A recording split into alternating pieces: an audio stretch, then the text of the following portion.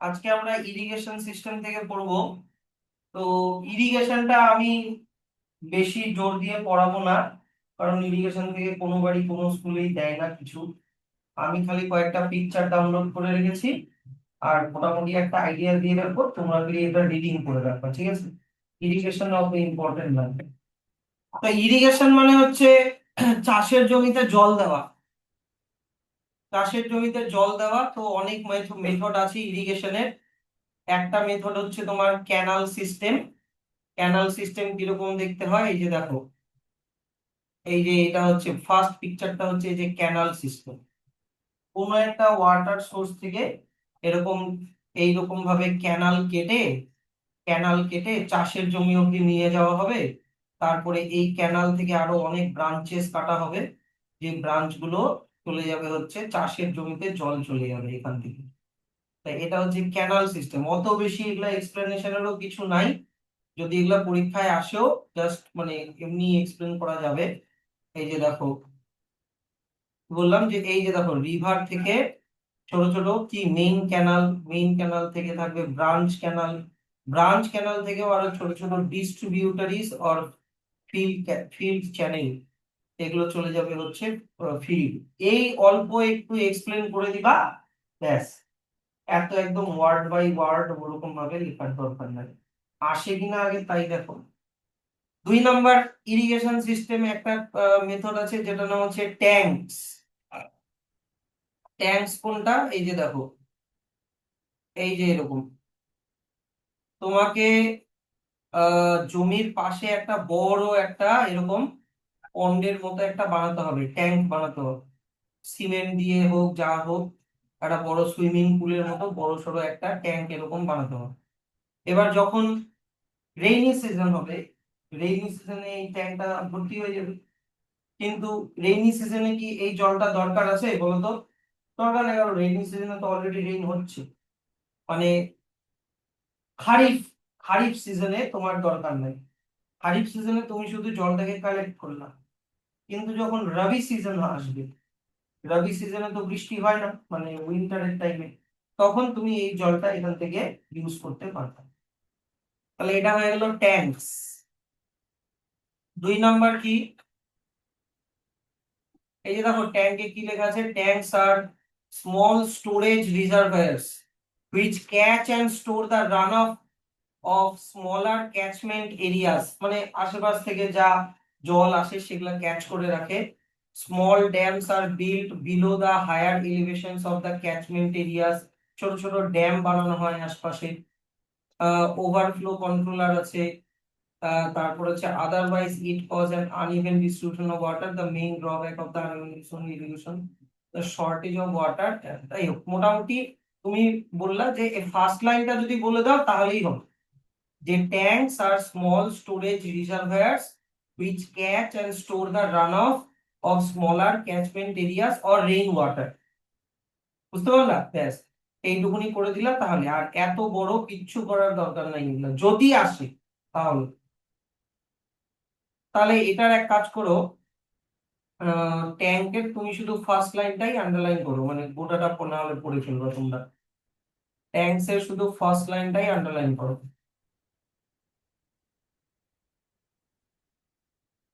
এইটা। ক্যানাল সিস্টেমের যদি করতে চাও, ক্যানাল সিস্টেমেরও শুধু ফার্স্ট লাইনটাই করো। ক্যানাল সিস্টেমেরও শুধু ফার্স্ট লাইনটাই আন্ডারলাইন করো, আর অত বেশি এগুলো ডেসক্রিপশনে যেতে হবে না। 3 নম্বর, এই কথা বলো না। 3 নম্বর হচ্ছে ওয়েল, মানে গর্ত খুঁড়ে গ্রাউন্ড ওয়াটারকে বের করা। কুয়া কুয়া, গর্ত খুঁড়ে তোমার হচ্ছে গ্রাউন্ড ওয়াটারকে বের করা। এবার 2 রকমের ওয়েল হতে পারে, একটা হচ্ছে ডার্ক ওয়েল আর একটা হচ্ছে টিউব ওয়েল। দেখো কিরকম হয়, আমি শুধু ডার্ক ওয়েলটাই দেখাচ্ছি। এই যে এরকম এরকম করে একটা বড় কুয়া খুঁড়ে খুঁড়ে রেখেছে। এই এই ভিতরে এখানে গ্রাউন্ড ওয়াটার আছে।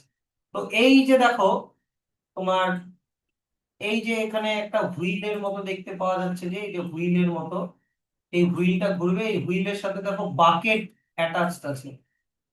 বালতি অ্যাটাচ আছে অনেকগুলো, এটা একটা এটা একটা, পেয়েছো? তো এই হুইলটাকে, এই যে দেখো এখানে একটা গরু দাঁড়িয়ে আছে না, এই গরুটা মানে একটা রশিটাকে টানবে, তখন এই হুইলটা ঘুরবে, আর হুইলটা ঘুরলে এই কুয়াটার মধ্যে যা জল আছে সেগুলো ওই বালতির মধ্যে ভরে যাবে। এবার বালতিটা ঘুরে যখন এইদিকে যখন আসবে, যখন বালতিটা বেঁকে যাবে, তখন এই যে দেখো এখান দিয়ে জলটা পড়ে যাচ্ছে, দেখছো? তারপরে এই জলটা এদিক দিয়ে আসবে, এই যে এই দিক দিয়ে এসে এটা জমিতে চলে যাবে জলটা। বুঝতে পারলা ব্যাপারটা? এরকম খুবই ইজি মেকানিজম এটা। মানে এরকম গরু দিয়েও টানা যায়, বা হিউম্যান বা ম্যান পাওয়ারও ইউজ করা যেতে পারে। তো এটা হচ্ছে তোমার হয়ে গেল ডাক ওয়েল। আর টিউবওয়েল তো একটা মানে ইয়ে থাকবে তোমার, এই যে তোমাদের বইতেই একটা টিউবওয়েলের ছবি দেওয়া আছে, এই যে নিচের দিকে এই ছবিটা, এই যে এটা পাম্প দিয়ে মাটির নিচ থেকে জল বের করে এই যে এখান দিয়ে চাষের জমিতে জলটা চলে যাচ্ছে।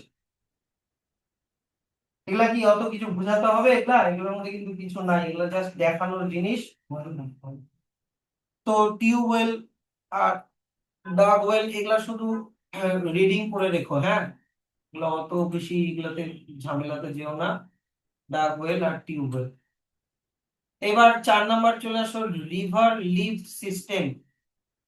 রিভার লিফট সিস্টেম কি, যে এই যে কোন ছবিটা, এই যে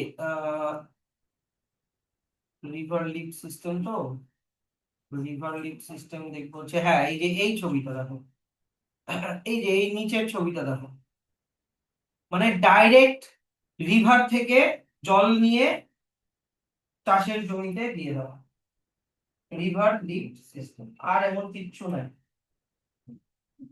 এটার জন্য যদি তোমাকে একটা ড্যাম বানাতে হয়, যে রিভারের ওয়াটারটাকে আটকে রাখবে, যখন দরকার পড়বে জলটাকে ছেড়ে দিবে, যখন ওভারফ্লো হবে তখন জলটাকে ছেড়ে দিবে, বা যখন দরকার পড়বে তখন জলের দরকার পড়বে তখন জলটাকে ছেড়ে দিবে। এটা হচ্ছে তোমার রিভার লিফট সিস্টেম। তো রিভার লিফট সিস্টেম থেকে আহ, শুধুমাত্র কি বলবো, ফার্স্ট লাইনটাই পড়ে রাখো, এটাই লাগবে। না, সরি, ফার্স্ট লাইনটা না, যে তুমি এখানে সেকেন্ড লাইনটা পড়ে রাখো, যে in this system water is directly drawn from the river for supplement irrigation। তারপরে চলে আসো river valley system. River valley system হচ্ছে এই যে এরকম দেখতে, দেখো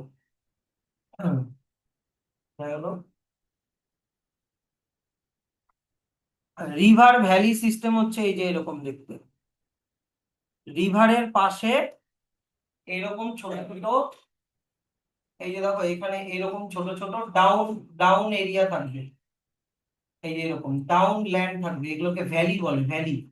এটা একটা এটা একটা এটা একটা এরকম। তো যখন রেইনি সিজনে যখন রিভারের ওয়াটার যখন ওভারফ্লো হবে, তখন এখান থেকে এই যে রিভার থেকে জল বেরোয় এই চাষের জমিতে ডাইরেক্টলি চলে যাবে, মানে এই ভ্যালি গুলোতে চলে যাবে, এই যে এখান থেকে জলগুলো এখানে চলে আসবে। বুঝতে পারছো? এখানে তুমি স্টোরও করে রাখতে পারো, যখন দরকার পড়বে তখন এখান থেকে আবার জল ইউজ করা যেতে পারে। এটা হচ্ছে রিভার ভ্যালি সিস্টেম। তো রিভার ভ্যালি সিস্টেম থেকে কতটা কি পড়বো, আহ এই যে দেখো, ফার্স্ট লাইনটা পড়বা, যে certain parts of country such as Karnataka, Kerala, which lie along the western Ghat, use water that is discharged into the steep and narrow riverine valleys during the rainy season। এইটুকুনি পড়লেই হবে। তো এই river valley সিস্টেমকে use করে কোন কোন plant grow করা হয়, যেমন দেখো এখানে স্লোপ স্লোপ গুলোতে মানে ঢাল গুলোতে কোকোনাট, তারপরে অ্যারেকা নাট মানে সুপারি, কফি, রাবার, টপিওকা, এগুলো করা হয়। আর বটম ফ্ল্যাট ল্যান্ডে মানে নিচের দিকে ফ্ল্যাট ল্যান্ডে রাইস রাইস কে গ্রো করা হয়। এটা হচ্ছে রিভার ভ্যালি সিস্টেম। এইবার চলে আসা হচ্ছে স্প্রিংকলার ইরিগেশন আর ড্রিপ ইরিগেশন। স্প্রিংকলার ইরিগেশন আর ড্রিপ ইরিগেশন এখানেও আছে, এই যে ড্রিপ অ্যান্ড স্প্রিংকলার ইরিগেশন। প্রথমে আমি স্প্রিংকলার ইরিগেশনের ছবিটা দেখাই। এই যে দেখো, এই যে এটা হচ্ছে তোমার স্প্রিংকলার, এরকম একটা নজল থাকে। এই যে দেখো, এরকম একটা নজল থাকে। তো ওয়াটারের প্রেসারে এই নজলটা এরকম করে রোটেট করে আর জলটাকে গোটা গ্রাউন্ডে এরকম করে ছড়ায় দেয়। দেখেছো এগুলো ক্রিকেট গ্রাউন্ডে, ফুটবল গ্রাউন্ডে, অনেক গার্ডেনে, চা বাগানে এই এই এই ব্যাপারটা থাকে। এটাতে তোমার ওয়াটারের ওয়েস্টেজ খুব কম হয়। ঠিক আছে, এখানে আননেসেসারি ওয়াটার ওরকম ভাবে ওয়েস্টেজ হয় না। 2 নম্বর, এই sprinkler irrigation is ideal for Sandy soil, যে বালি জমি, হ্যাঁ, যেখানে ওয়াটার স্টোর হয়ে থাকতে পারে না, সেই সেগুলাতে এগুলো ভালো, এই স্প্রিংকলার ইরিগেশন খুব ভালো। তো তোমাদের বইতেও একটা ছবি আছে, এই যে দেখো বইয়ের ছবিটা, স্প্রিংকলার ইরিগেশনের একটা ছবি আছে। এটা একটু বড় সেটা, তো প্রিন্সিপাল একই। তো স্প্রিংকলার ইরিগেশন, এই যে দেখো এখানে কি লেখা আছে, is being introduced in canal irrigated areas of Haryana, Rajasthan and Madhya Pradesh.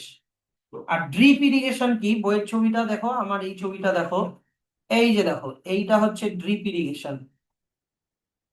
চাষের জমির মধ্যে এরকম পাইপলাইন থাকবে, এই যে এরকম পাইপলাইন থাকবে, আর ওই পাইপলাইন গুলোর মধ্যে এইখানে দেখো ছোট ছোট ফুটো থাকবে, এই যে এই জায়গাতে একটা ফুটো থাকবে, এখানে একটা ফুটো থাকবে, আর যেইখানে একটা ফুটো থাকবে ওইখানেই গাছটাকে লাগানো হবে, বুঝতে পারছো?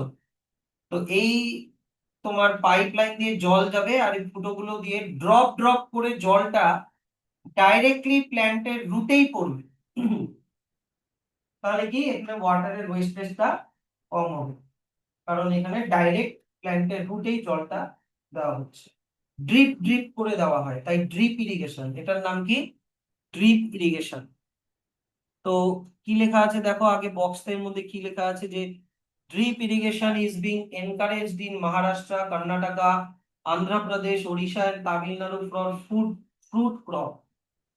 আর অনেক সময় হয় কি, ড্রিপ ইরিগেশন করার সময় জলের সাথে ফার্টিলাইজার মিশিয়ে দেওয়া হয়, তাহলে একসাথে ইরিগেশনও হয়ে যাচ্ছে আবার ফার্টিলাইজার দেওয়াও হয়ে যাচ্ছে। ওটাকে আবার বলা হচ্ছে ফার্টিগেশন। এই যে দেখো, fertigation is an innovation of applying fertiliser through drip irrigation to maximise farm productivity with available water. সোজা কিন্তু এগুলা এগুলা কিন্তু কোনো কিছুই নাই, মানে কি বলবো আর, মানে খালি আমাকে দেখাতে হচ্ছে। সো কি, ড্রিপ এন্ড স্প্রিংকলার ইরিগেশনে কি লেখা আছে, overhead pipes for spraying water and sprinkler system save a lot of water and are more natural। এই এই প্রসেস গুলো খুবই ন্যাচারাল, ভালো, আর ওয়াটারকে অনেক স্টোর করে। হ্যাঁ, তোমাকে একটা পাম্পিং সিস্টেম লাগবে, কারণ না হলে জলটার প্রেসার কিভাবে তৈরি হবে। তো এগুলো বেশি কোথায় ইউজ করা হয়, ইউএসএ, ব্রিটেন, ইউরোপ, আর পার্টস অফ ইন্ডিয়া, মানে ইন্ডিয়ার কোনো কোনো জায়গায় এটা ইউজ করা হয়। ওয়াটার অগমেন্টেশন কি, মানে কি, জলকে জমিয়ে রাখা, জমিয়ে রাখা বা ওয়াটারকে এমন ভাবে চ্যানেলাইজ করা যাতে ওটা গ্রাউন্ড ওয়াটারে গিয়ে জমা হয়। গ্রাউন্ড ওয়াটার জানো তো, মাটির নিচ থেকে যে জলটাকে আমরা তুলি ওটাকে গ্রাউন্ড ওয়াটার বলে। তো তোমাকে কোনো কিছু একটা করে জলকে গ্রাউন্ড ওয়াটারে চ্যানেলাইজ করতে হবে। 1 নম্বর প্রসেসের নাম কি, রেইন ওয়াটার হারভেস্টিং। ওই যে আমাদের বাড়িতে, অনেক বাড়িতে আমরা দেখি যে আজকাল বাড়ির উপরে টিনের এরকম ইয়ে দিচ্ছে, শেড দিচ্ছে, রোদ, ডাইরেক্ট রোদ থেকে বাঁচার জন্য। তো ওই শেডের সাইডে দেখবা পাইপ দেওয়া থাকে, যাতে বৃষ্টির জলটা পাইপ দিয়ে নিচে পড়ে যায়, পাশের বাড়িতে যাতে না পড়ে সেই জন্য। তো কোনোভাবে ওই ওই রেইন ওয়াটারটাকে পাইপ লাইন দিয়ে ইয়ে করে কোনো একটা ট্যাঙ্কিতে স্টোর করা হলো, আর ওই ট্যাঙ্কি থেকে জলটা সিপিং হয়ে হয়ে গ্রাউন্ড ওয়াটারে চলে গেল। বুঝতে পারলা?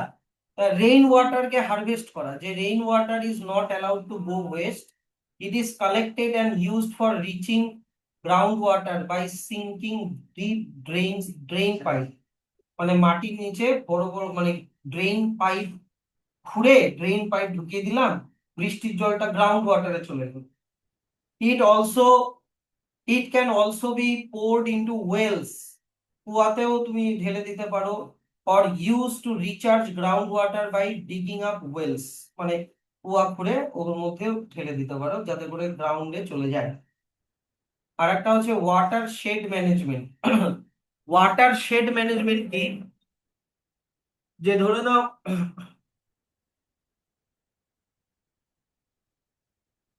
নাও এখানে একটা নদী মানে একটা রিভার মনে করো যাচ্ছে, ভাবো একটা এরকম রিভার যাচ্ছে যেতে, আর তুমি এখানে একটা ড্যাম বানিয়ে দিলা, তুমি এখানে একটা ড্যাম, বাঁধ, বুঝো তো, একটা এরকম ড্যাম বানিয়ে দিলা এই নদীর জলটাকে আটকানোর জন্য, তো জলটা এখানে আটকে গেল। তো যখন ওভারফ্লো হবে তখন এই আশেপাশে মানে নদীর জলটা ওভারফ্লো হয়ে সাইডে চলে যাবে, হ্যাঁ কি না? ওভারফ্লো হয়ে কোথায় চলে যাবে? সাইডের মাটিতে চলে যাবে। আর ওখান থেকে এই ওয়াটারটা সিপিং হয়ে গ্রাউন্ড ওয়াটারে চলে যাবে। কোথায় চলে যাবে? গ্রাউন্ড ওয়াটারে সিপেজ হয়ে মাটির নিচে চলে যাবে জল। তো এইটা কোথায় করা হয়? ড্রাই এরিয়াতে করা হয়, ড্রাই এরিয়াতে, মানে যে রাজস্থান রাজস্থান ওই সব জায়গায় এটা করা হয়, ড্রাই এরিয়াতে করা হয়। যেখানে বৃষ্টি অত হয় না তখন এই নদীর জলকে ওভারফ্লো করিয়ে আশেপাশে গ্রাউন্ড ওয়াটারকে রিস্টোর করা হবে। তাহলে দেখো এখানে কি লেখা আছে যে watershed management. Small check dams are built up in watershed areas to increase percolation of water into ground. Percolation মানে মানে সয়েলের ফাঁক ফাঁক দিয়ে মানে মাটির নিচে চলে যাওয়া, সয়েলের পার্টিকেলের মাঝখানে যে গ্যাপ আছে ওই গ্যাপ দিয়ে জলটা স্লিপ করে চলে যাওয়াকে পার্কুলেশন বলে। আর কি করে? Reduce flow of rain water and prevent soil erosion also, এটাও করে। বুঝতে পারলা এখানে? সবগুলা বুঝতে পারলা তো ইরিগেশনের সবগুলো পার্ট? তাহলে আমি ক্রপিং প্যাটার্নে আসবো। এগুলোর মধ্যে কোনো কিছুই নাই।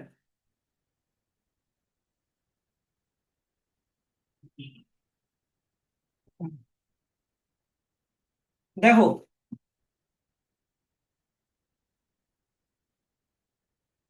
ক্রপিং প্যাটার্ন, ক্রপিং প্যাটার্ন হচ্ছে ফার্মারদের ইন্স্যুরেন্স পলিসি। হ্যাঁ, ফার্মারদের ইন্স্যুরেন্স পলিসি। যে ফার্মার, ধরে নাও আমি একটা ফিল্ডে হুইট আর ডাল একসাথে গ্রো করলাম। হুম, এবার ধরে নাও খুব টেম্পারেচার বেড়ে গেল, আর হাই টেম্পারেচারে সব হুইট গুলো মরে গেল কিন্তু ডাল গুলো বেঁচে গেল। কথাটা বুঝতে পারলা? তাহলে কি ওই ফার্মারটার ফুল ফুল লস হবে? একটা ক্রপ যদি ফেল করেও যায় আর একটা ক্রপ ওর লসটাকে রিকভার করে দিবে, অন্তত ও যা ইনভেস্ট করেছে ওটা অন্তত উঠে আসবে, ওর কিছু প্রফিট থাকুক না থাকুক ওর লস হবে না। বুঝতে পারছো জিনিসটা? এই এটার জন্য কি ফার্মাররা various types of cropping pattern use করে ইন্স্যুরেন্স করার মধ্যে। দুটা হলে তো ভালো, লাভ বেশি হবে। যদি দুটাই সাকসেস হয় তাহলে লাভ বেশি হবে। কিন্তু বাই চান্স তাই হলো এত বৃষ্টি হলো, ফ্লাডে একটা ক্রপের রুট গুলো পচে গেল কিন্তু আর একটা ক্রপ বেঁচে গেল, এরকম ব্যাপার থাকে।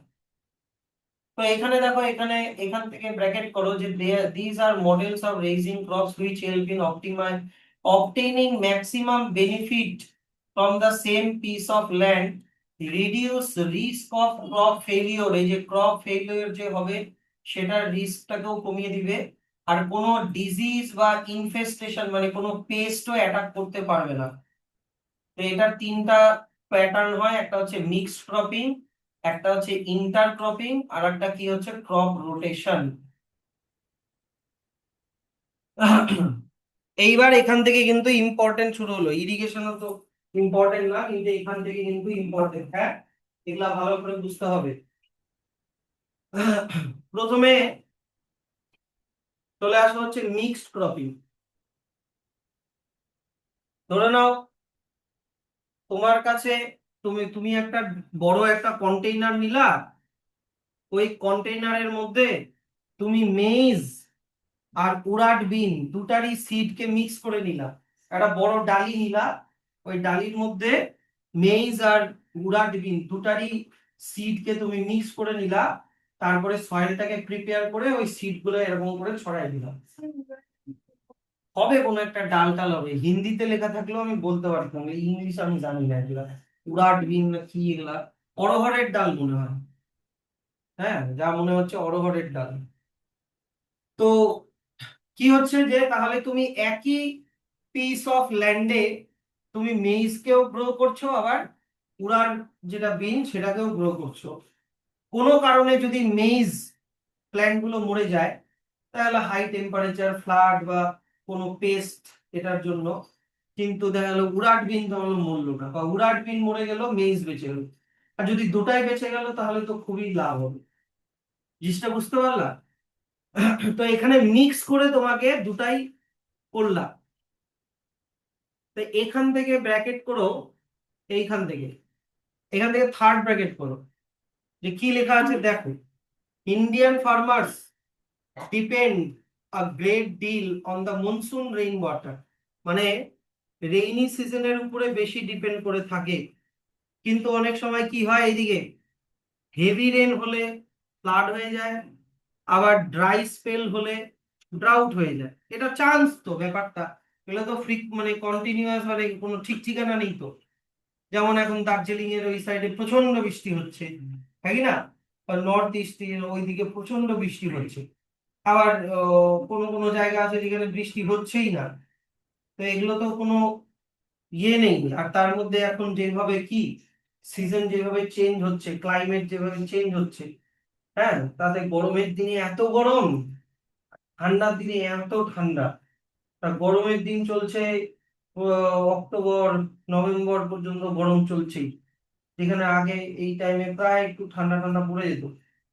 হ্যাঁ, ডিসেম্বর আর উইন্টার খুব শর্ট হয়ে যাচ্ছে, ডিসেম্বর জানুয়ারি ব্যাস, ফেব্রুয়ারিতে সরস্বতী পূজা আসতে না আসতেই গরম পড়ে গেছে, তাই না? আগে ফেব্রুয়ারিতেও ঠান্ডা থাকতো। তারপরে আগে তোমার ও তোমার রেইনের প্যাটার্নও ভালো ছিল। যেমন রায়গঞ্জে কোনোদিনও, মানে খুবই কম যে রায়গঞ্জে ফ্লাড হয়েছে। একবার আমি ক্লাস 4 না 5-এ থাকতে কুলিক নদীর জল একবারে ব্রিজ অব্দি উঠে গেছিল। হ্যাঁ, আর তুমি হ্যাঁ কি বলি, তুমি যখন জন্ম, ও আচ্ছা হ্যাঁ।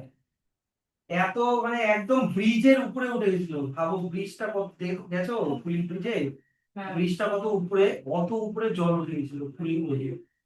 আর কি বলতো, তো মাছ, লোকগুলা কিভাবে মাছ ধরতে দিল জানো? না না না, একটা ছাতা নিচে, ছাতাটাকে এরকম করে উল্টাই দিচ্ছে, আর মাছগুলো আছে ছাতাটার মধ্যে পড়ে যাচ্ছে, কিন্তু বেরোতে আর পারবে না, কারণ ছাতাটা এরকম হয়ে গেছিল, এরকম।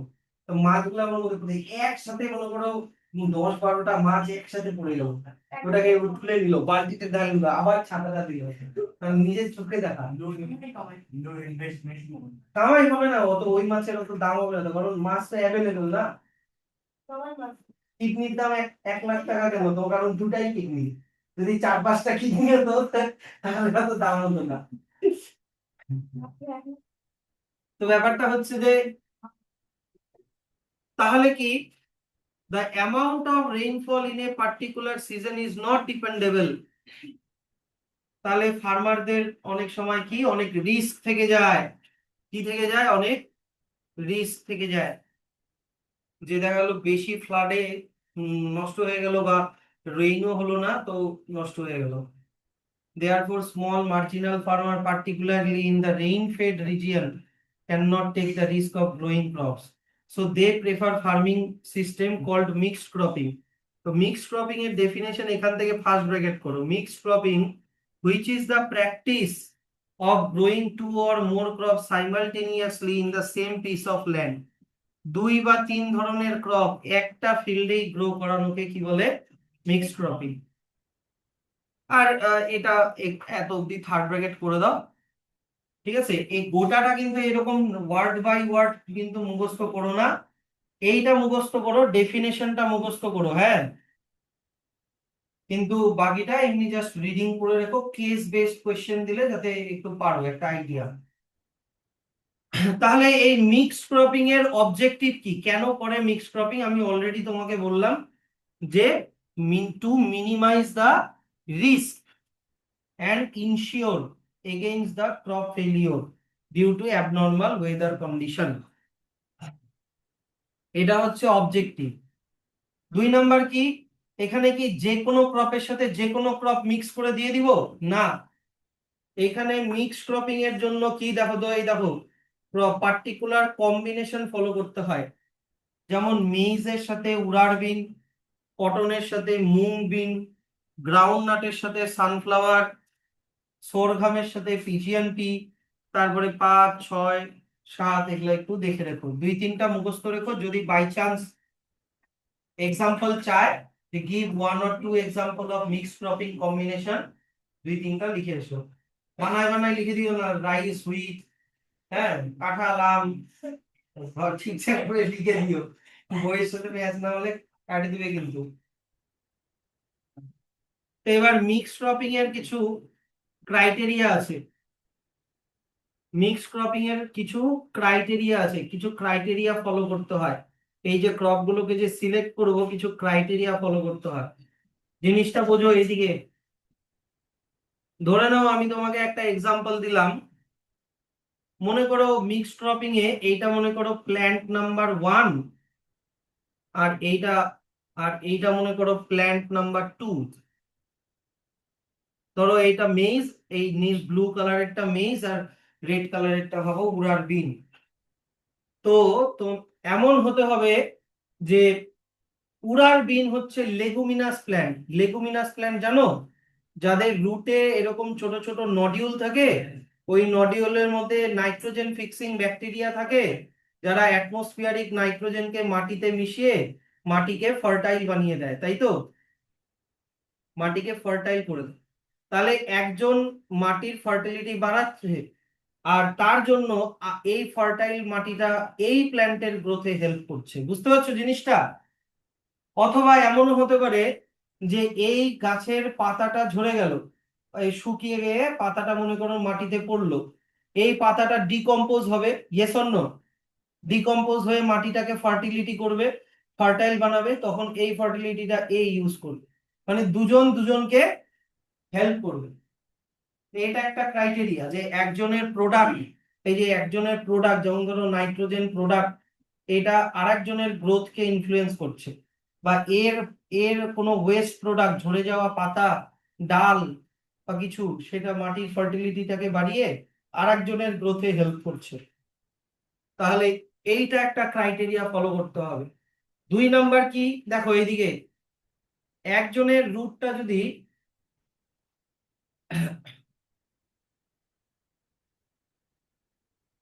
একজনের রুট যদি একটু ডিপ রুটেড হয়, ডিপ রুটেড, তাহলে আরেকজনের রুট হতে হবে শ্যালো রুটেড। তাহলে স্যার কি হবে? তাহলে যে ডিপ রুটেড, ও মাটির এই লেয়ার থেকে ওয়াটার এন্ড নিউট্রিয়েন্টকে অ্যাবজর্ব করবে, হ্যাঁ কি না? এখান থেকে ওয়াটার আর নিউট্রিয়েন্ট অ্যাবজর্ব করবে, আর এই প্ল্যান্টের রুটটা এই লেয়ার থেকে ওয়াটার আর নিউট্রিয়েন্টকে অ্যাবজর্ব করবে। তাহলে কেউ কারোর সাথে কম্পিটিশনে আসলো না, দুজনেই তোমার হচ্ছে আহ, কোনো কম্পিটিশনে আসলো না, নে ভাই তুই এখান থেকে নে, আমি এখান থেকে নিচ্ছি। বুঝলা জিনিসটা? তাতে করে কি হলো যে তোমার সয়েলের রিসোর্সটা পুরোপুরি ইউজ হচ্ছে, তুমি তোমার সয়েলের কোনো জায়গাটাই মানে লস হচ্ছে না, তুমি সয়েলের এই জায়গাটাও ইউজ হচ্ছে, তোমার সয়েলের এই জায়গাটাও ইউজ হচ্ছে। এরকম আর একটা জিনিস।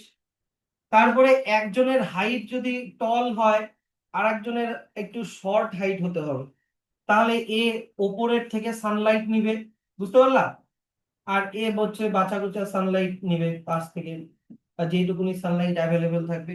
তার মানে, আর যদি দুজনের একই হাইট হতো, ধরে নাও এটারও যা হাইট, এই আর একটা প্ল্যান্টেরও তাই হাইট, তো এর ক্যানোপির সাথে এর ক্যানোপি এরকম লেগে লেগে যেত, হ্যাঁ কি না?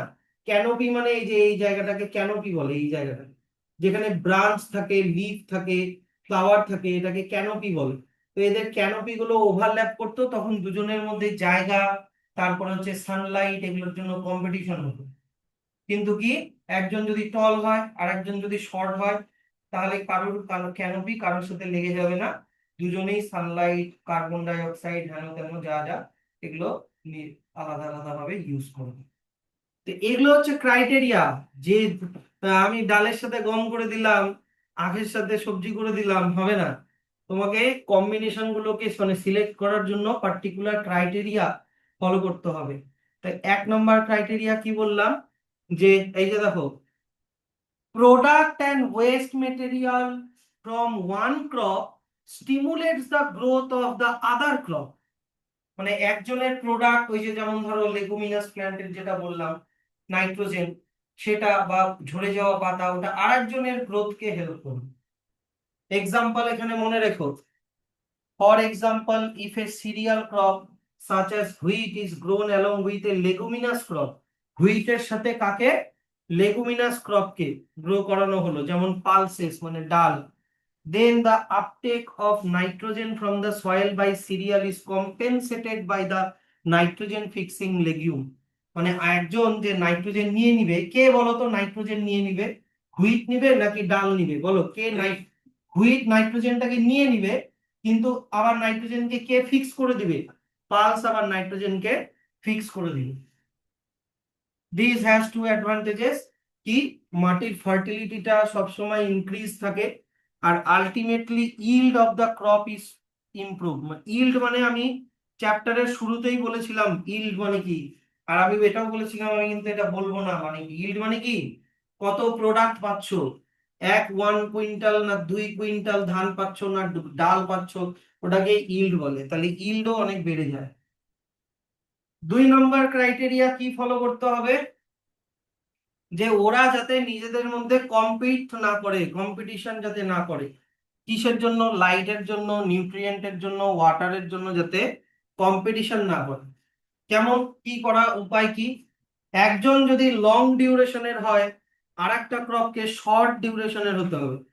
মনে করো হুইট প্ল্যান্ট, ওকে তুমি ধরো, ওকে গ্রো হতে 6 মান্থস টাইম লাগে, আর পালসেস ওর মনে করো 4 মান্থস টাইম লাগে, বুঝতে পারলা।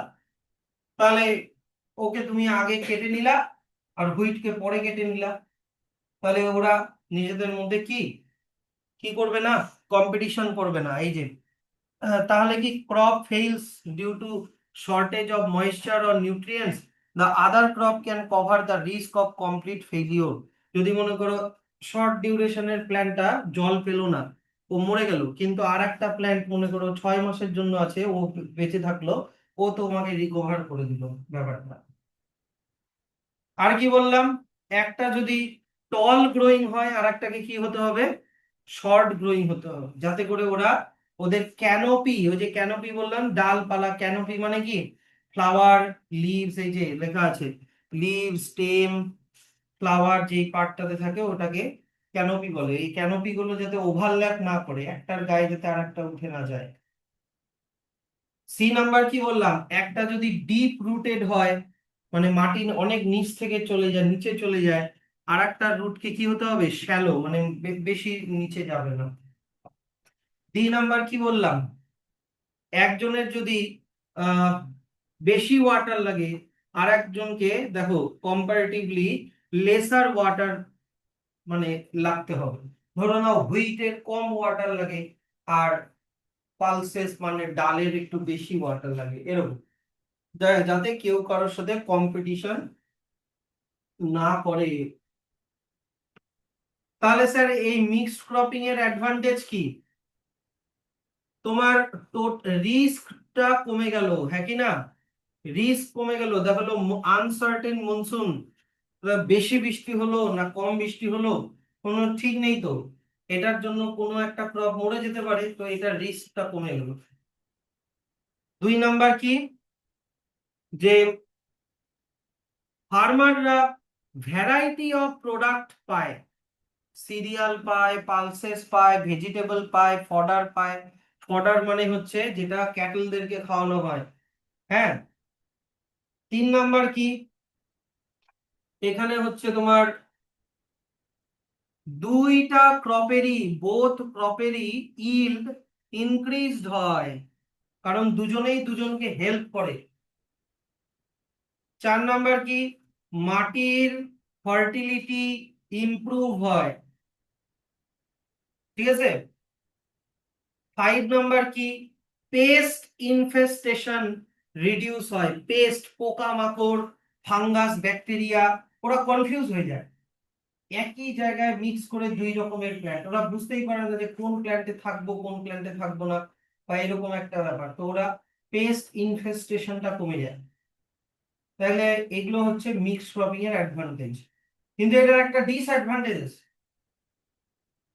ডিসঅ্যাডভান্টেজ কি, ধরে নাও এটা একটা জমি আছে, এই জমির মধ্যে ব্লু কালার গুলো ভাবো হুইট, ভাবো ব্লু কালার গুলো হুইট, আর এই রেড কালার গুলো ভাবো হচ্ছে ডাল, পালসেস।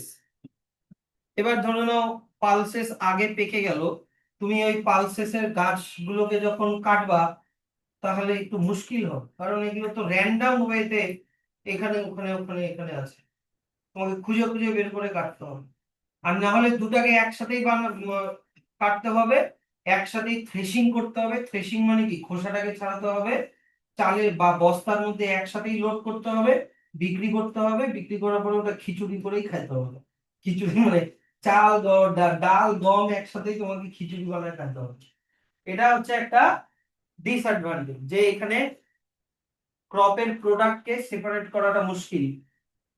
আর একটা মুশকিল কি, যে ধরে নাও পালসেস এর অত বেশি ফার্টিলাইজার লাগে না, কিন্তু ডালকে হুইট হুইটকে একটু বেশি ফার্টিলাইজার দিতে হবে। এবার খুঁজে খুঁজে ফার্টিলাইজার দেওয়াটা একটু মুশকিল, পেস্টিসাইড দেওয়াটা মুশকিল, সেপারেটলি দেওয়াটা একটু মুশকিল। তাহলে এই মুশকিলকে দূর করার জন্য কি চলে আসলো, ইন্টারক্রপিং বলে একটা জিনিস চলে আসলো। ইন্টারক্রপিং, ইন্টারক্রপিং একই ব্যাপার। এই দিকে দেখো, তোমার কাছে একটা পিস অফ ল্যান্ড আছে, তুমি এখানে দুটা ক্রপকে গ্রো করলা, কিন্তু পার্টিকুলার প্যাটার্নে, পার্টিকুলার রোতে করলা। মিক্স ক্রপিং এর মতো র্যান্ডম না।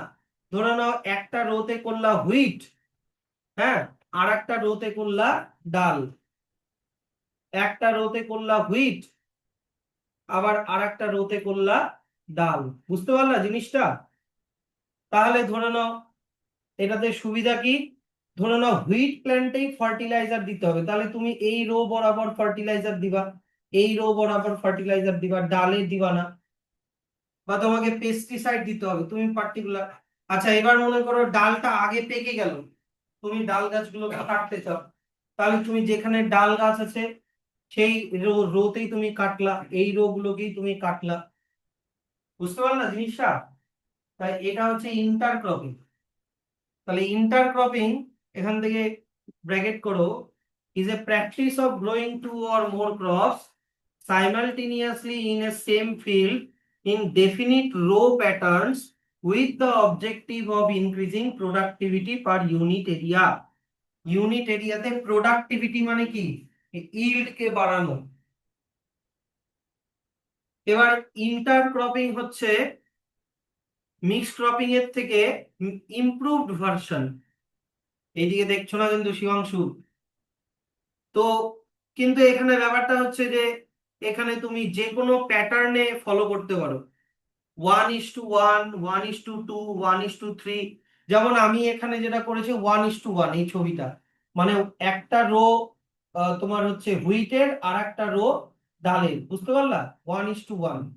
আবার এমনও করতে পারো 1:2, মানে একটা রো হচ্ছে তোমার হুইট আর দুটা রো হচ্ছে ডাল, 1:2। বুঝতে পারলা জিনিসটা?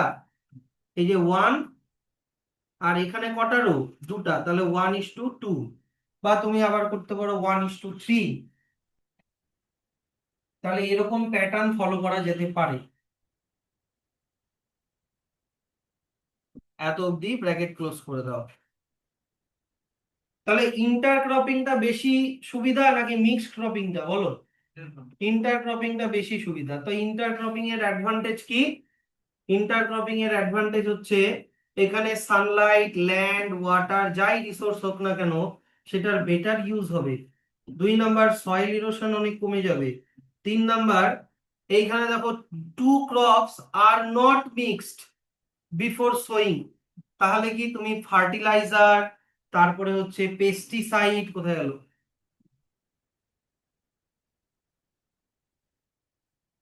পেস্টিসাইডটা ও আচ্ছা পরে আছে, ফার্টিলাইজার তুমি সেপারেটলি দিতে পারবা, যার দরকার তুমি সেই রোটাতেই ফার্টিলাইজার দিলা। 4 নাম্বার, দুজনের ম্যাচুরিটি পিরিয়ড আলাদা, ধরে নাও একজন 4 মাসে বড় হচ্ছে, একজন 6 মাসে বড় হচ্ছে, তো যে আগে বড় হচ্ছে তুমি ওকে আগে হারভেস্ট করলা, যে পরে বড় হচ্ছে সেটাকে তুমি পরে হারভেস্ট করলো, হারভেস্ট করলা, থ্রেশিং করলা, থ্রেশিং করা মানে খোসাটাকে ছাড়ানো। কিন্তু যদি মিক্সড ক্রপিং এ এটা একটু মুশকিল হয়, তাই কি না? মিক্সড ক্রপিং তোমাকে একসাথেই কাটতে হয়, একসাথেই থ্রেশিং করতে হয়, খোসাটাকে ছাড়াতে হয়, একসাথেই প্যাকেজিং করতে হয়, খিচুড়ির মতো করে রান্না করে খেতে হয়। আর 5 নাম্বার কি, যে each crop can be marketed and consumed separately, তুমি আলাদা করে বিক্রি করতে পারবা, আর লোকজন আলাদা আলাদা করে রান্না করে খেতে পারবে। কনজিউম মানে কি, খাওয়া। আর মিক্স ক্রপিং এ কিভাবে কনজিউম করতে হয়, একসাথে খিচুড়ির মতো। তাহলে ডিফারেন্স কি দাঁড়ালো, মিক্স ক্রপিং এর ডিফারেন্স কি দাঁড়ালো, আর মিক্স ক্রপিং আর ইন্টারক্রপিং এর ডিফারেন্সটা কি দাঁড়াচ্ছে, যে মিক্স ক্রপিং এ সোয়িং করার আগেই মিক্স করে দেওয়া হয় সিড গুলোকে, সোয়িং মানে কি মাটিতে লাগানোর আগে, কিন্তু এখানে মিক্স করা হয় না। 2 নাম্বার কি, মিক্স ক্রপিং এ কোনো পার্টিকুলার প্যাটার্ন ফলো করা হয় না, কিন্তু intercropping a particular pattern of rho follow করা হয়। তারপরে কি, মিক্স ক্রপিং এ ফার্টিলাইজার, তারপরে হচ্ছে স্প্রেইং ফর পেস্ট কন্ট্রোল, এগুলো দেওয়া একটু ডিফিকাল্ট, এগুলো দেওয়া একটু ডিফিকাল্ট, মানে ফার্টিলাইজার পেস্টিসাইড দেওয়া একটু ডিফিকাল্ট, কারণ কোনটার লাগবে কোনটার লাগবে না সব খুঁজে খুঁজে দেওয়া ডিফিকাল্ট। কিন্তু ইন্টারক্রপিং এ ফার্টিলাইজার পেস্টিসাইড দেওয়া একটু কি ইজি।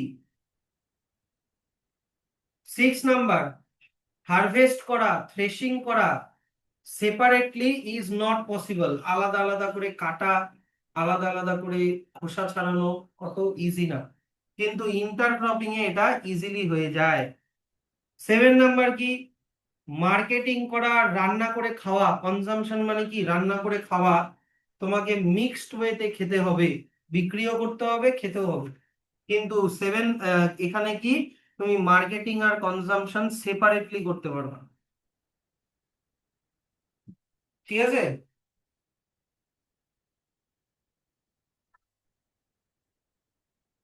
বলো এখান থেকে কোনো কোয়েশ্চেন থাকলে বলো।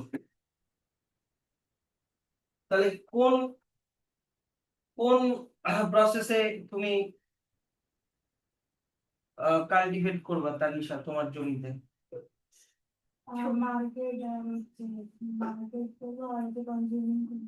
কি বললাম আর থেকে বললাম কেমন আছো বলে হ্যাঁ ভাত খাইছি। তোমাকে আমি বললাম কোন প্রসেসটা তুমি ফলো করবা, মিক্স ক্রপিং না ইন্টার ক্রপিং? মিক্স ক্রপিং করবা। এটা কাম করে বলবো হচ্ছে ওই ওনাদের কি রাজশ্রী তুমিও বলছিলে এটা ডাক করে এটা ডাক বাপরে এতক্ষণ ধরে এই বুঝলাম ইন্টার ক্রপিং করবা, কারণ ইন্টার ক্রপিং সেপারেট রোতে ফলো করা করা হয়, তাই কি না? এমবারেস হওয়ার কিছু নাই, আমি টেস্ট করছি, সবাইকেই করবো, দেখবো ওদেরকে করবো ওরাও পারবে না।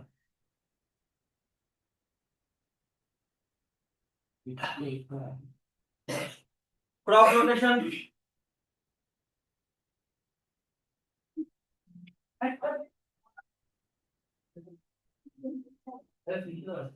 জলদিনের পাশে যাওয়া বাইরে চলছে না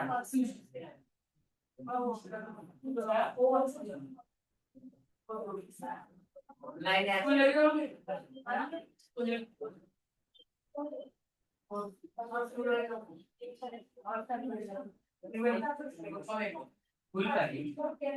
ফুলবাড়ি ফুলবাড়ি ফুলবাড়ি কি ভাই এত দূরে বললি পরিবারে যাবো না ও বলবো বলো না ফুলবাড়ি তুই বলিস তাহলে ক্রপ রোটেশন, আমি তোমাকে একটা এক্সাম্পল দিচ্ছি। ভালো করে জিনিসটা বোঝো। আমি তোমাকে বললাম হুইট মানে গম গাছ, আর মনে করো পালসেস মানে ডাল গাছ। এবার এটা ভাবো হুইট প্ল্যান্ট, এটা ভাবো হুইট প্ল্যান্টের রুট, এইটা এইটা ভাবো ডাল গাছ, এইটা ভাবো হচ্ছে ডাল গাছের এটা রুট। কিন্তু পালসেস হচ্ছে লেগুমিনাস প্ল্যান্ট হয়, জানো তো? পালসেস হচ্ছে কি লেগুমিনাস প্ল্যান্ট হয়। লেগুমিনাস প্ল্যান্ট কি, যাদের রুটে এরকম নডিউল থাকে, ওই নডিউলের মধ্যে এমন একটা ব্যাকটেরিয়া থাকে যে অ্যাটমসফিয়ারিক নাইট্রোজেনকে মাটিতে মিশিয়ে মাটিকে ফার্টাইল বানিয়ে দেবে, মাটিকে ফার্টাইল বানিয়ে দেয়। কিন্তু হুইট, হুইট কিন্তু লেগুমিনাস না, হুইট হচ্ছে নন লেগুমিনাস, ওর মধ্যে এই এবিলিটিটা নেই। ঠিক আছে, তাহলে দেখো আমার কথাটা বোঝো। তুমি পালসেস গ্রো করলা, মাটির ফার্টিলিটিটাকে বাড়ালা, তারপরে তুমি হুইট কে গ্রো করলা, হুইট এই ফার্টিলিটি মানে নিউট্রিয়েন্ট গুলোকে অ্যাবজর্ব করে নিল, মানে তখন আবার ফার্টিলিটি কমে গেল। তারপরের সিজনে আবার তুমি লেগুমিনাস প্ল্যান্ট গ্রো করলা, ফার্টিলিটি বেড়ে গেল। আবার তুমি নন লেগুমিনাস প্ল্যান্ট, হুইট না, তুমি মনে করো রাইস টাইস অন্য কিছু করলা, আবার কমে গেল। ব্যাপারটা বুঝতে পারলা? তাহলে এরকম রোটেট করে করে, মনে করো আমি 6 মাস হুইট করলাম, আগে হুইট করব না, সরি, আগে তো লেগুমিনাস প্ল্যান্ট করব, আগে মাটির ফার্টিলিটিটাকে বাড়াবো, তারপরে আমি নন লেগুমিনাস প্ল্যান্ট করলাম, ধরে নাও হুইট বা সুগার কেন বা যাই হোক না কেন সবই। তাহলে ক্রপ রোটেশনের কি আমি কি বলছি, যে তুমি যদি একই ফিল্ডে, এবার মনে করো তুমি একই ফিল্ডে বছরের পর বছর খালি হুইটই গ্রো করে যাচ্ছ, তাহলে হুইট তো মাটি থেকে নিউট্রিয়েন্ট নিতে নিতে নিতে নিতে মাটির ফার্টিলিটি তো একদম কি হয়ে যাবে, একদম কমে যাবে। তুমি যতই ফার্টিলাইজার দাও, ফার্টিলাইজার তো কেমিক্যাল, ওগুলো তো মাটিটাকে আরো খারাপ করে দিবে, তাই না? তাহলে কি বলছে, if we grow a crop continuously in the same field for many years, তাহলে এর প্রবলেম হতে পারে কিছু কিছু। কি প্রবলেম? যে নিউট্রিয়েন্ট গুলো ডিপ্লিশন হয়ে যায়, মানে কমে যায়। আর কি হতে পারে, পেস্ট গুলো মজা পেয়ে যাবে। ধরে নাও হুইট প্ল্যান্টে পার্টিকুলার একটা পোকা করে, তো ওরা মজা পেয়ে যাবে, আরে এই ফার্মারটা তো বছরের পর বছর হুইটই করে যাচ্ছে, তা আমরা এখানেই বাসা বাঁধি। বুঝতে পারলা? তো build up of diseases and insect pest. তো এইটা হচ্ছে তোমার কি একটা অসুবিধা, যে একই জমিতে একই ক্রপ বছরের পর বছর গ্রো করানো উচিত না, তাহলে পার্টিকুলার নিউট্রিয়েন্ট কমে যায় আর পোকামাকড়ও বেড়ে যায়। তাহলে কি এটার উপায় কি, ক্রপ রোটেশন। কি, the practice of growing of different crops on a piece of land in a pre-planned succession. Pre-plant succession মানে আগের থেকে প্ল্যান করে গাছগুলোকে লাগাতে হবে, যে যাতে করে একটা প্ল্যান্ট যদি মাটির ফার্টিলিটিটাকে কমায়, আর একটা প্ল্যান্ট মাটির ফার্টিলিটিটাকে বাড়াবে। আর কোনো পেস্ট গুলা কনফিউজ হয়ে যাবে, ভাবে যে এই 6 মাসে এটা ছিল, আবার পরের 6 আর কেটে নিচ্ছে, তখন পেস্ট গুলো মরে যাবে তোমার যখন হারভেস্ট করা হবে। তাহলে এটার অনেক রকমের সুবিধা আছে। তো যেমন ধরো আমি এখানে বললাম যে জানুয়ারি থেকে, ধরে নাও জানুয়ারি থেকে মার্চ মার্চ পর্যন্ত তুমি হুইট করলা, যেটা নন লেগুমিনাস প্ল্যান্ট। এপ্রিল থেকে মে পর্যন্ত তুমি লেগুমিনাস প্ল্যান্ট মানে ডাল করলা। আবার জুন থেকে আগস্ট পর্যন্ত তুমি মনে করো নন লেগুমিনাস প্ল্যান্ট করলা। আবার সেপ্টেম্বর থেকে নভেম্বর পর্যন্ত তুমি মনে করো লেগুমিনাস প্ল্যান্ট করলে। তাহলে হুইট মাটির ফার্টিলিটিটাকে কমিয়ে দিচ্ছে, ডাল আবার ফার্টিলিটিটাকে বাড়িয়ে দিচ্ছে। আবার নন লেগুমিনাস প্ল্যান্ট কমিয়ে দিচ্ছে, আবার লেগুমিনাস প্ল্যান্ট কি করছে, বাড়িয়ে দিচ্ছে। তাহলে মাটির ফার্টিলিটিটা সবসময় কি মানে পার্টিকুলার লেভেলে ঠিকঠাক থাকছে, ফার্টিলিটিটা কখনো কমছে না। বুঝতে পারলে তো এই জিনিসটা? মন দিয়ে শুনবা, এগুলা খুব সিম্পল টপিক, এগুলা যদি ভুল করে আসো তাহলে আর কিছু বলার নেই। তো এটার অনেক রকমের প্যাটার্ন হয়। যেমন ধরো এখানে মেইজ হচ্ছে নন লেগুমিনাস, মাস্টার্ড হচ্ছে আবার লেগুমিনাস। রাইস হচ্ছে নন লেগুমিনাস, হুইটও আবার নন লেগুমিনাস, কিন্তু ওটা পরে আবার অন্য একটা লেগুমিনাস দিতে হবে, এটা পেস্টকে চেক করে দিবে। যাই হোক, এবার দেখো জিনিসটা বোঝো, এইদিকে দেখো, কেউ বই না, এইদিকে দেখো। 1 ইয়ার রোটেশন হতে পারে, 2 ইয়ার রোটেশন হতে পারে, 3 ইয়ার রোটেশন হতে পারে। মানে এদিকে দেখো, 6 মাস maize, 6 month maize, 6 month mustard, তাহলে 6 month plus 6 month 12 years, 12 month, তার মানে কত কি হলো? 1 ইয়ার, বুঝলা? 6 মান্থ রাইস, 6 মান্থ হুইট, তাহলে টোটাল কত কত হলো? 1 ইয়ার। আচ্ছা, 6 month maize, 6 month mustard, 1 year, 6 month sugar cane, 6 month মেথি, 1 ইয়ার, তাহলে 1 + 1 কত হলো? 2 ইয়ার রোটেশন। বুঝতে পারছো জিনিসটা? 6 month rice, 6 month wheat, 1 year, 6 month মুগ, 6 month mustard, 1 year, 6 month sugar cane, 6 month বারসিম, 1 ইয়ার। 1 + 1 + 1 কত হলো? 3 ইয়ার রোটেশন। এইরকম হচ্ছে তোমার রোটেট করতে হবে, এরকম একই জমি।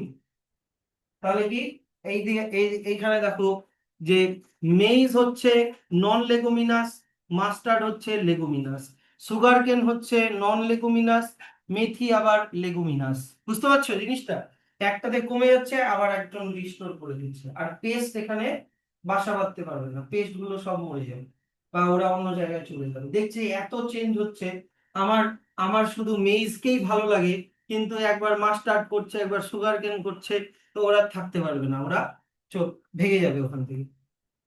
তাহলে ক্রপ রোটেশন এর জন্য তোমাকে ঠিকঠাক ভাবে ক্রপকে সিলেক্ট করতে হবে। Selection for of crops for rotation, যেমন তেমন ভাবে সিলেক্ট করলে হবে না।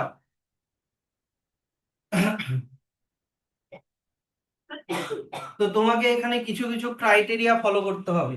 এখান থেকে করো, আগের এখান থেকে এত অব্দি খালি রিডিং করো, এখানে এমন সেরকম কিছু নাই, এটা খালি রিডিং করবা। মেইন জিনিস এখান থেকে সিলেক্ট করার জন্য কি কি কি বললাম, কি কি পয়েন্ট, পয়েন্ট কে মাথায় রাখতে হবে। 1 নাম্বার পয়েন্ট কি? তোমাকে আগে দেখে নিতে হবে মাটিতে ময়েশ্চার ঠিকঠাক আছে কিনা, বা ময়েশ্চার মানে কি, জল জল ওয়াটার, মানে রেইন বা ইরিগেশন সিস্টেমটা ভালো আছে কিনা, আগে এটা দেখতে হবে। তুমি ক্রপ রোটেশনের জন্য তুমি সিড কিনে নিলা, হ্যাঁ, তারপরে দেখলা যে বৃষ্টি হলো না, বা তোমার ওখানে ইরিগেশন সিস্টেমটা খুবই বেকার, কোনো অ্যাডভান্স ইরিগেশন সিস্টেম নেই, তোমার তাহলে ওই ইনভেস্টমেন্টটা কি ফালতু চলে যাবে, কি না? 2 নাম্বার তোমাকে দেখতে হবে কি সয়েলের মধ্যে নিউট্রিয়েন্টের স্ট্যাটাসটা কিরকম আছে। দেখা গেলো নাইট্রোজেন কম আছে, না ফসফরাস কম আছে, না পটাশিয়াম কম আছে, নাকি দুটাই কম আছে, নাকি তিনটাই কম আছে, আগে দেখে নিতে হবে। তারপরে কি তোমাকে দেখে নিতে হবে কি যে তোমার কাছে ফার্টিলাইজার, পেস্টিসাইড, হিউম্যান পাওয়ার, মেশিন পাওয়ার, এগুলো দেওয়ার মতো টাকা বা অ্যাভেলেবিলিটি আছে কিনা। ঠিক আছে? দেখা গেলো তুমি প্রচুর টাকা ইনভেস্ট করলা, তুমি লেবারই পাচ্ছ না, হিউম্যান পাওয়ার পাচ্ছ না, বা হারভেস্ট করার জন্য যে হারভেস্টার মেশিনটা দরকার, ওই মেশিনটা তোমার এরিয়াতে পাওয়াই যাচ্ছে না। তোমাকে দেখা গেলো ওটা মধ্যপ্রদেশ থেকে অর্ডার করে ভাড়া করে নিয়ে আসতে হলো, তাহলে তো তোমার খরচা বেড়ে যাবে। বুঝতে পারছো জিনিসগুলা? এগুলা অ্যাভেলেবিলিটি আছে কিনা দেখতে হবে। 2 নাম্বার তোমাকে দেখতে হবে যে তুমি যে ক্রপ গুলোকে সিলেক্ট করেছো, এগুলো শর্ট ডিউরেশনের না লং ডিউরেশনের। দেখা গেলো তুমি এমন ক্রপ নিলা যে দুইটাই মনে করো, একটা 7 মান্থ, একটা 8 মান্থ, একটা বড় হতে 7 মান্থ টাইম লাগে, একটা বড় হতে 8 মান্থ টাইম লাগে। তো তোমার টোটাল কত মান্থ হয়ে গেল? 15 মান্থ হয়ে গেল, তাহলে 1 বছরের বেশি হয়ে গেল। তুমি 1 বছর হয়ে গেল, তুমি মাত্র দুটা ক্রপ বেচতে পারলা। কিন্তু যদি ওখানে একটা 6 মান্থ, একটা 6 মান্থ হয়, তাহলে 1 বছরের মধ্যে তুমি দুটা ক্রপ বেচতে পারলা। জিনিসটা বুঝতে পারলা? তোমাকে এগুলো দেখতে হবে। তারপরে তোমাকে দেখতে হবে যে তোমার ওখানে মার্কেটিং ফেসিলিটি কিরকম, প্রসেসিং ফেসিলিটি কিরকম। মানে দেখা গেল তুমি ভুট্টা গ্রো করলা, হুইট, হুইট বলি, কর্ন অর মিস, কিন্তু এই বছর মার্কেটে ভুট্টার ইয়েই নাই, ডিমান্ডই নাই। ভুট্টাগুলো তোমাকে গোডাউনে স্টোর, তোমার হচ্ছে যারা এজেন্ট তারা বললো না না ভুট্টা নিবো না, ভুট্টা এখন মার্কেটে খাচ্ছে না কেউ লোকজন, অনেক ভুট্টা এখনো পড়ে আছে, তখন তোমার লস হয়ে গেল। তোমার ওটা, তখন তোমার ওই কি, তোমার ওই ক্রপটা আটকে গেল, তো গোডাউনে তোমাকে আর ওটাকে স্টোর করে রাখতে হবে। এবার গোডাউনে স্টোর করার জন্য গোডাউনের ভাড়া দাও, গোডাউনের ভাড়া লাগে, তো তোমার নিজস্ব গোডাউন থাকলে আলাদা ব্যাপার, তাও তোমার লাগবে ম্যান পাওয়ার ওটাকে দেখাশোনার জন্য, ফিউমিগেশন স্প্রে করতে হবে যাতে ফাঙ্গাস টাঙ্গাস না হয়ে যায়, অনেক খরচা, পার ডে অনেক খরচা। তো তাহলে কি তোমাকে আগে রিসার্চ করতে হবে মার্কেট কিরকম আছে, কোনটার চাহিদা আছে, আর এগুলো কি তুমি 1 বছর 2 বছর আগে থেকে তোমাকে প্ল্যান করতে হবে যে 2 বছর পরে কোন ক্রপের ডিমান্ড হতে পারে, যেটাতে আমি ক্রপটাকে গ্রো করে সাথে সাথে বিক্রি করে দিতে পারবো, এরকম। বা তুমি মনে করো, ঠিক আছে মার্কেটিং এর জন্য মার্কেটিং ভালো আছে, কিন্তু দেখা গেল তোমার ক্রপটাকে প্যাকেজিং করার কোনো ফ্যাক্টরি নেই। ওই ব্যাগের মধ্যে যে প্যাকেজিং করে না, আটা যে আমরা কিনে নিয়ে আসি, প্যাকেটের আটা কিনে নিয়ে আসি, প্যাকেজিং করার ফ্যাক্টরি নাই। তো প্যাকেজিং করার জন্য তোমার হুইট গুলোকে নিয়ে যেতে হচ্ছে, মনে করো বিহারে নিয়ে যেতে হচ্ছে বা কলকাতায় নিয়ে যেতে, তো ট্রান্সপোর্টেশনের খরচা লাগবে না? তো তুমি ইনভেস্ট করলা 1 লাখ, আর এই ট্রান্সপোর্ট হেন তেন করে দিয়ে তোমার আরো খরচা হয়ে গেলো 2 লাখ, আর তুমি বিক্রি করলা হচ্ছে 2 লাখ, তাহলে প্রফিট কত হলো? 2 লাখ ইনভেস্টমেন্ট, 2 লাখ বিক্রি, তাহলে 2 - 2 জিরো, জিরো তোমার হচ্ছে কি প্রফিট। এইগুলো অনেক ব্যাপার আছে। ফার্মাররা এমনি এমনি সুসাইড করছে, রাজস্থানে, গুজরাটে, হরিয়ানাতে, ওয়েস্ট বেঙ্গলে কত ফার্মার সুসাইড করছে কেন? কারণ এই সব মানে আনসাইন্টিফিক ওয়েতে কি তোমার ফার্মিং করার জন্য।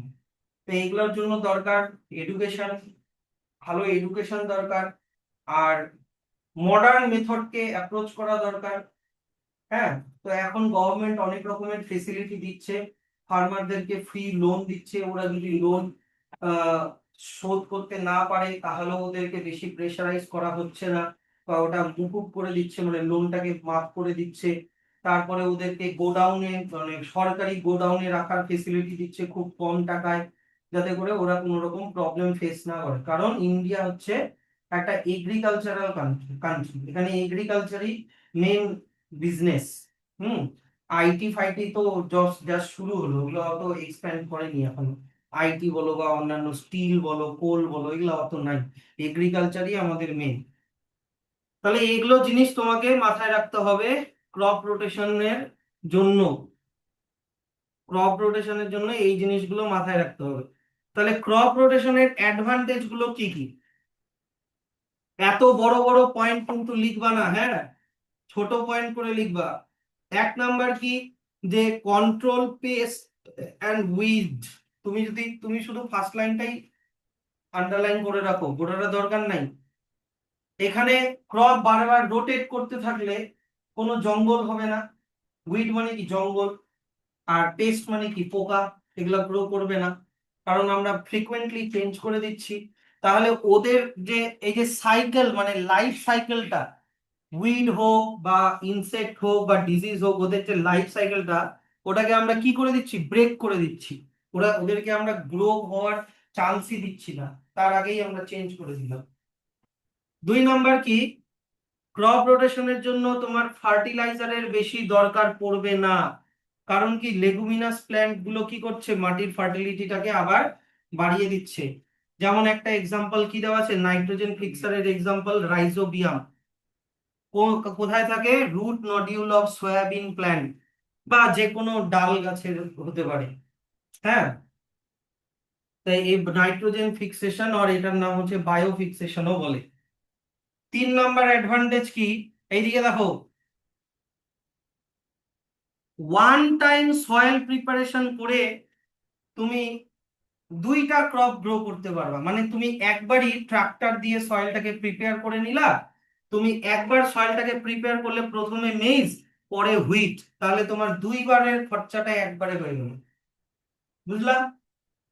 4 নাম্বার কি, কোনোটা যদি ডিপ রুটেড হয়, মানে রুটটা যদি ডিপ হয়, আর একটা যদি শ্যালো হয়, ওই যে একটু আগে বুঝালাম না, তাহলে একজন ডিপ সয়েল থেকে ওয়াটার আর নিউট্রিয়েন্ট নিবে, আর একজন মাটির ওপরের লেয়ার থেকে ওয়াটার আর নিউট্রিয়েন্ট নিবে। তাহলে তোমার সয়েলের মধ্যে যা আহ, ইয়ে আছে, মানে রিসোর্সেস আছে, ওটা কমপ্লিটলি ইউজ হচ্ছে, কোনো ওয়েস্ট হচ্ছে না এখানে।